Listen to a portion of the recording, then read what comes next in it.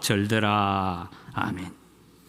예, 지난주에는 우리가 하나님께서 이 다윗을 온 이스라엘의 왕으로 세우셨다 하는 그 증거로 우리가 잘 아는 것처럼 이 예루살렘을 둘러싸고 있는 주변 나라들을 다 전쟁 가운데 승리하게 만드시고 또 다윗에게 굴복시켰다라는 말씀을 우리가 드렸습니다. 그러면서 오늘 또 이 본문은 여러분 우리가 늘 기억해야 될 것은 하나님께서 일해 가시는 가운데에서 우리가 하나 기억을 해야 되는 것이 있는데, 그것은 뭐냐 하면 지금 성경이 여러분 사무엘을 주기를 읽어가면서 성경이 시간대별로 적히지 않았다는 걸 이해해야 돼요. 사건 중심으로 이 사건을 먼저 얘기해 놓고 그 다음에 뒤에 사건이 나옵니다. 그래서 나중에 암몬 족속하고 전쟁하는 가운데에서 바세바 사건이 터지고 하는데, 이미 우리는 8장에서 암몬을 다 점령한 것처럼 우리 다 읽었어요. 그런데 그게 시간대는 하나님께서 다윗을 왕으로 세우신 증거로 이렇게 보여주셨다 하는 것을 먼저 개론적으로 적어놓고 그 다음에 요 사건은 요때 일어났고 요 사건은 요때 일어났고 이렇게 이제 연결을 해가는 것이 성경 저자의 방법이다라는 것을 우리가 알면 됩니다. 그래서 우리는 자꾸 성경을 시간대별로 쭉 읽어버리면 이게 왜 나왔던 얘기고 또 나오고 이래 뭐 이럴 수가 있는데, 성경 저자들은 그렇지 않다라는 걸 얘기합니다. 오늘 이제 요나단과의 약속을 기억합니다. 골리앗을 물리치고 다윗이 돌아올 때에 다윗에게 이제 말하죠. 네가 누구 집 아들이냐 하니까 내가 지금 베들레헴 이세의 아들입니다 라고 이야기할 그 당시에 요나단이, 여러분 용사는 용사를 알아본다고, 요나단도 한때 전쟁 가운데 여러분 블레셋과 전쟁 치는데 자기의 무기던 자하고 둘이만 가가지고 10명을 죽이는 일이 있습니다. 그래서 이 전쟁을 크게 승리하게 만들었던 사건이 있죠. 잘 모르는 듯이 쳐다보면 안 됩니다. 무슨 얘기냐면, 그래서 그 전쟁 가운데 할 때 사울이 너무 어이없음이 불타가지고 우리 원수를 다 갚을 때까지, 오늘 저녁 해질 때까지 입에 음식물을 대지 말고 전쟁하자 하고 막 뛰어나가잖아요. 그래서 요나단은 그 얘기를 듣지 못했죠. 그래서 전쟁하다 보니까 배가 고프니까 가는데 마침 석청이 있어, 꿀이 있어.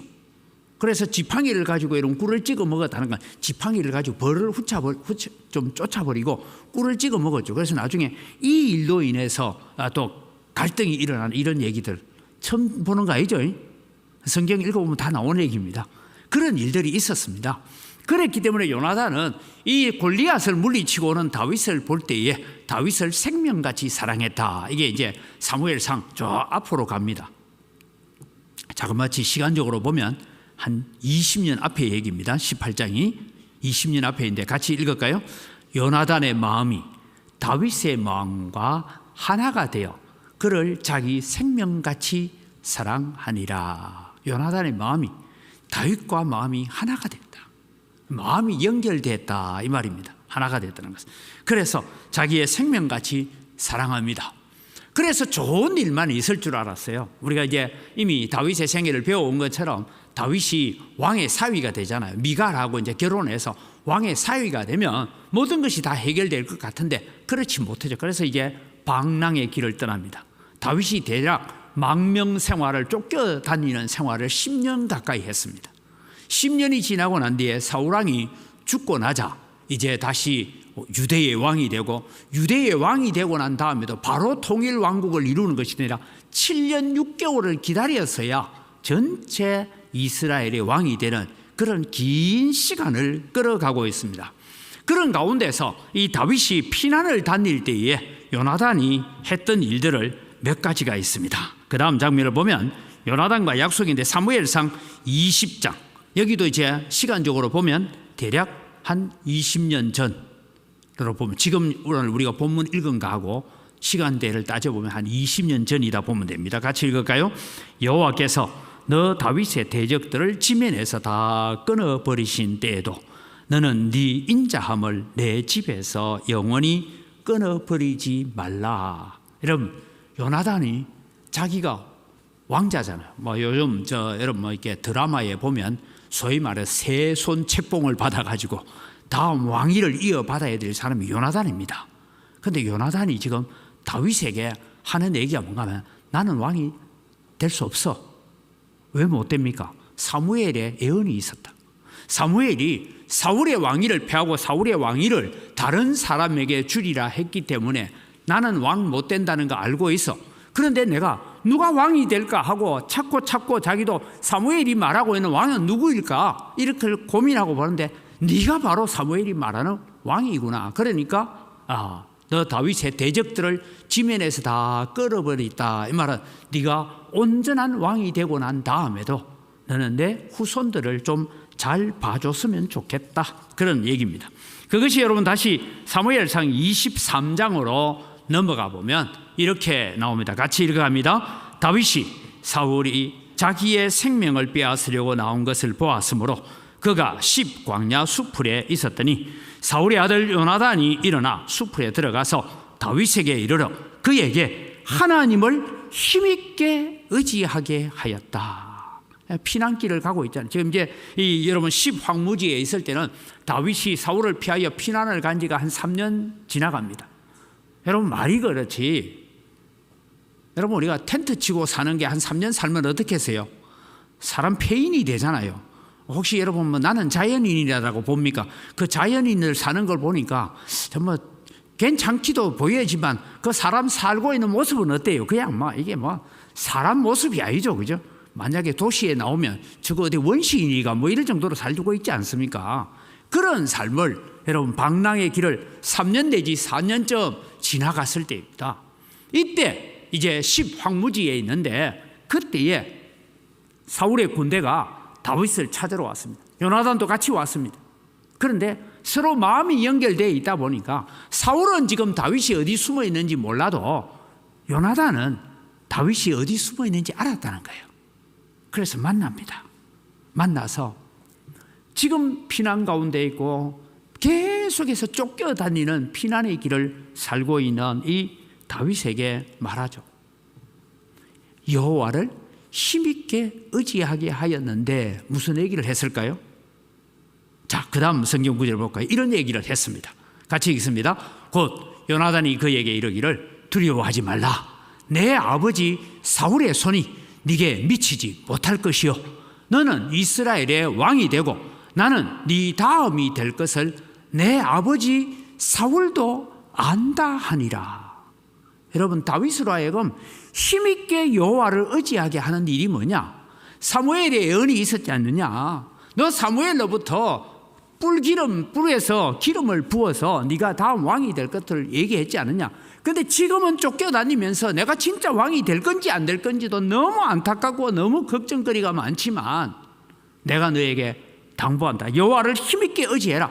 하나님은 자기가 하신 말씀을 반드시 이루는 분이다 하면서 지금 빨간 색깔로 해놓은 저 얘기를 누가 한 얘기예요? 요나단이 지금 다윗에게 하고 있는 얘기. 다윗에게 말하는 거예요. 너는 이스라엘의 왕이 될 것을, 나는 네 다음이 되어야 된다는 것을 나도 알고 누구도 안다고요? 내 아버지 사울도 알고 있다. 그러니 하나님을 힘있게 의지해라.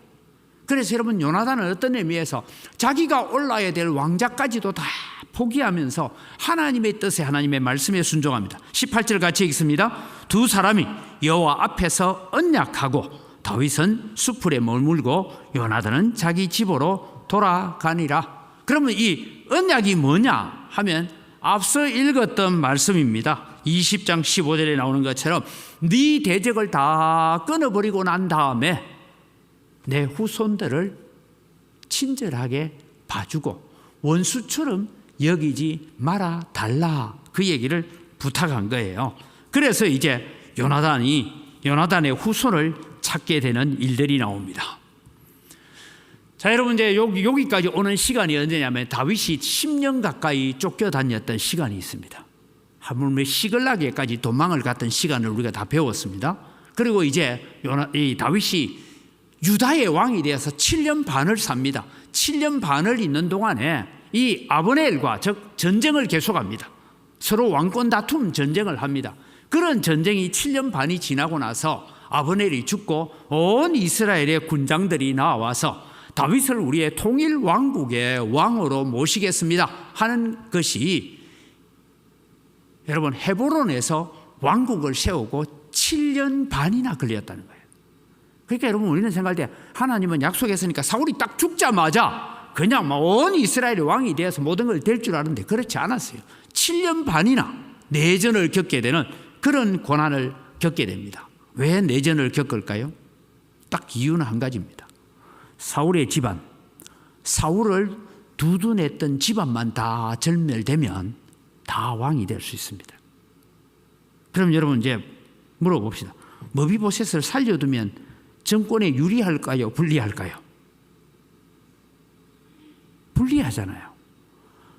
사울의 후손이 누군가가 하나 살아있다 하면 나중에 오늘 성경에는 이 얘기입니다. 머비보셋이 또 아들을 하나 낳았어요. 나는 두 다리를 다 접니다. 왜 도망갈 때에 유모가 안고 급하게 도망가다가 떨어뜨려가지고 두 다리가 부러졌는데 그때 당시에 제대로 치료하고 할 여가가 없어가지고 이 두 다리를 다 절고 있어요. 그런데도 불구하고 머비보셋이 결혼을 해서 미가라는 아들을 낳았습니다.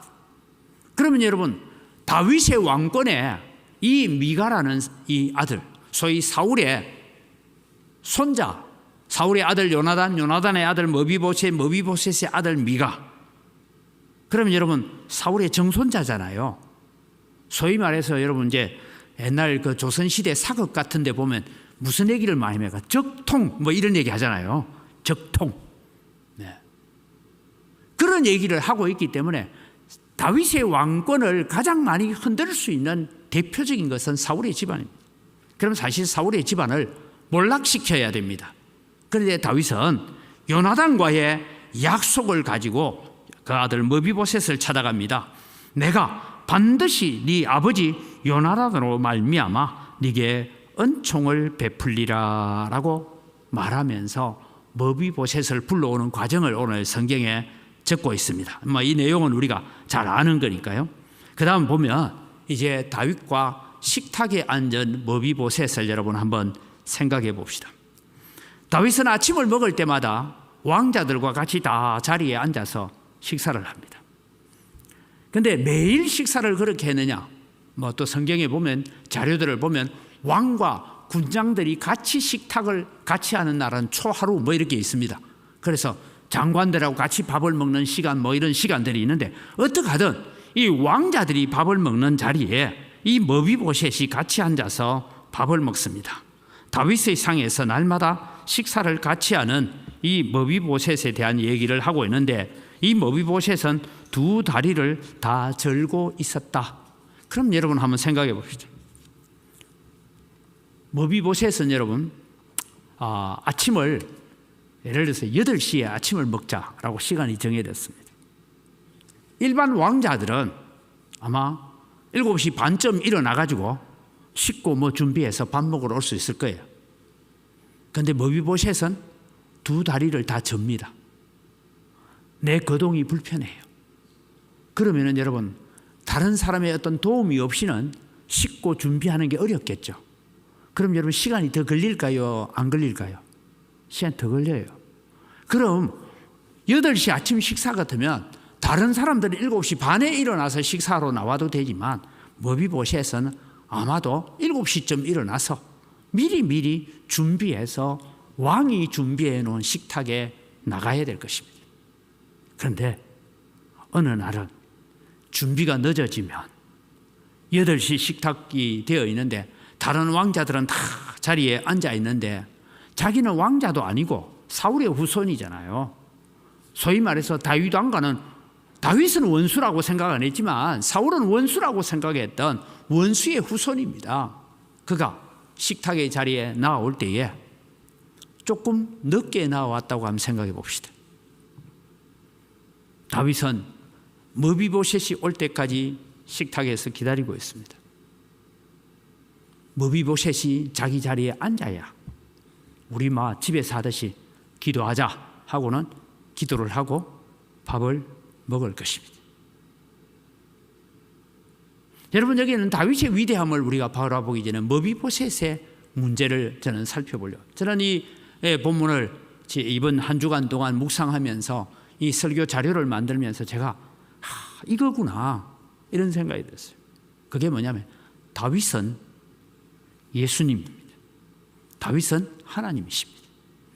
하나님과 예수님이 앉아 계시는 그 식탁의 자리에 24 장로들이 앉아있는 그 자리에 오늘 우리가 그 자리에 초대를 받았다라고 생각해 봅시다.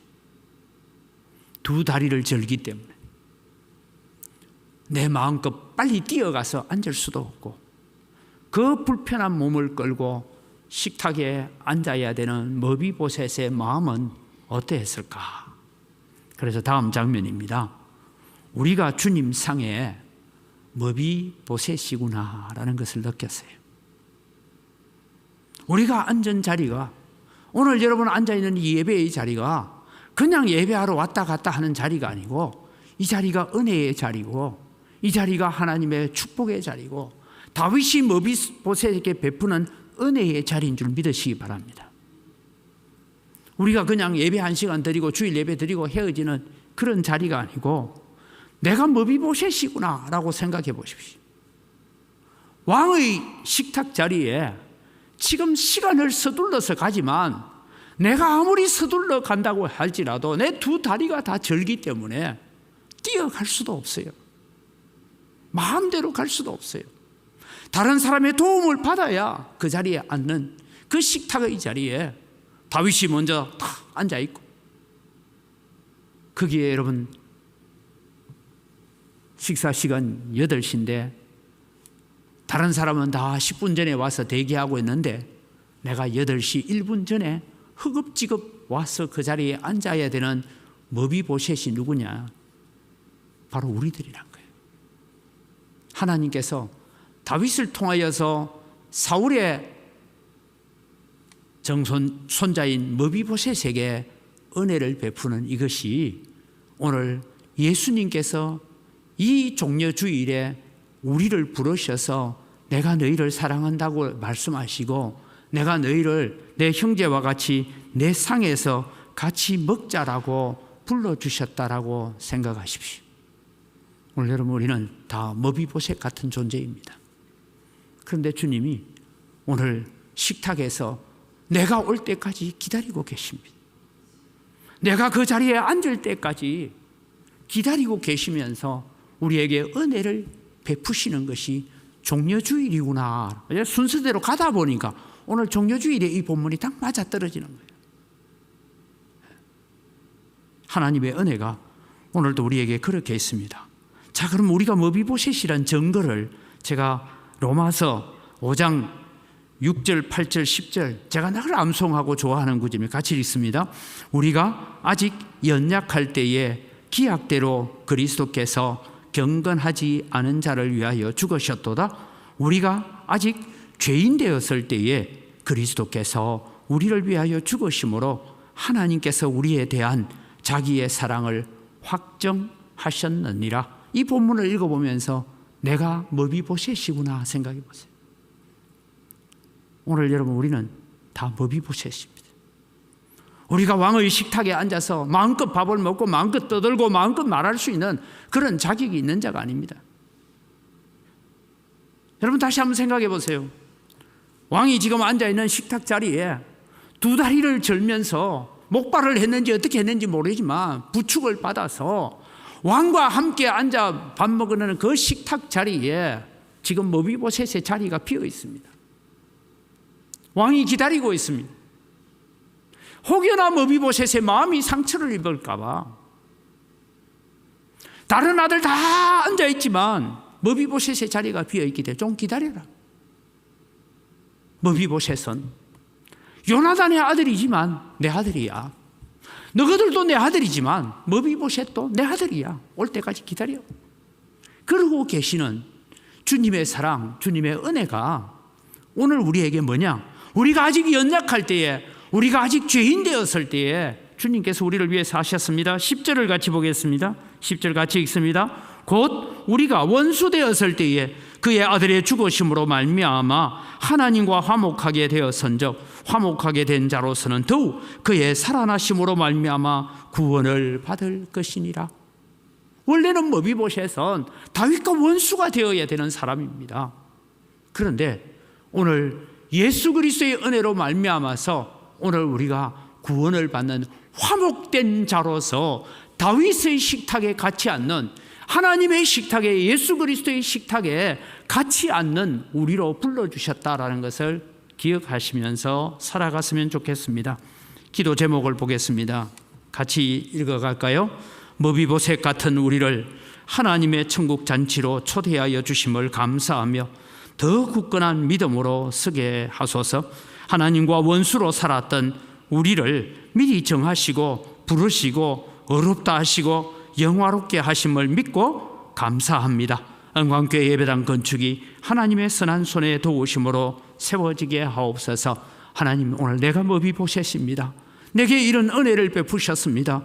내게 이런 축복을 베푸셨습니다. 이런 영광스러운 식탁으로 불러주셨습니다. 하나님 감사합니다. 우리 다 같이 주여 한번 부르고